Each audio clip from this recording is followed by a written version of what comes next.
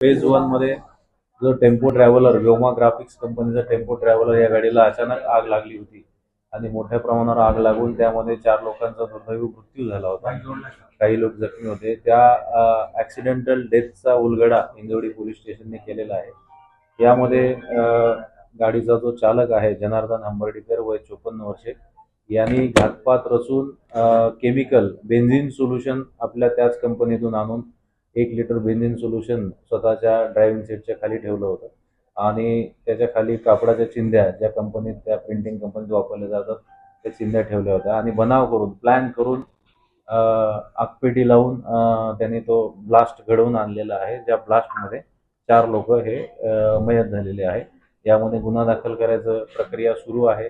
आरोपी मेडिकल कस्टडीमध्ये आहे, तो इंज्युर्ड आहे, त्याला ताब्यात घेण्याची प्रक्रिया आम्ही करत आहोत आणि पुढील तपास हिंजवडी पोलीस करत आहे. कारण काय झालं आणि नेमकं कारण यामध्ये व्हेकल इन्स्पेक्शन केल्यानंतर त्या ठिकाणी आम्हाला खाली आगपेटी आणि काही जळालेले वस्तू मिळाले, काही एक्झिबिट्स फॉरेन्सिकला मिळालं. आरटीओच्या इन्स्पेक्शनमध्ये कुठेही शॉर्ट सर्किट बद्दल त्यांच्याकडून पुष्टी झाली नाही किंवा गाडीचे जे पार्ट्स असतात त्याबद्दल. फर्दर इन्व्हेस्टिगेशनमध्ये आणि इंट्रोगेशनमध्ये आम्ही ज्यावेळेस तपास केला आणि इतर विटनेसेस व्हेरीफाय केले त्यावेळेस कळलं की कंपनीमध्ये चालकाचा इतर जे एम्प्लॉईज आहे ज्या बसमधून तो घेऊन जात होता रोज त्यांचे वाद होते. दिवाळीमध्ये याचा पगार दिला गेला नव्हता, तसेच याला ड्रायव्हिंग व्यतिरिक्त इतर मजुरीची कामं दिली जातात या बाबतीत या चालकाचा यांच्यावर रोष होता.